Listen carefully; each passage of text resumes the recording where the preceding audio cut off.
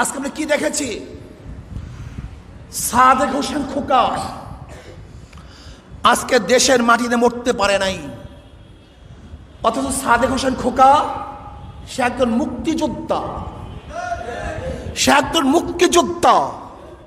আমি সরকারকে বলতে চাই, সাদেক হোসেন খোকা যে দলেরই থাকুক না কেন, সে তো মুক্তিযোদ্ধা।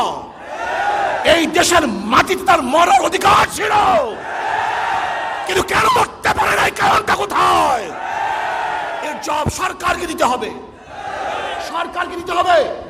এই সরকার জনগণের সরকার নয়, এই সরকার বাংলাদেশের সরকার নয়, এই সরকার মুক্তিযুদ্ধের পক্ষে শক্তি সরকার নয়।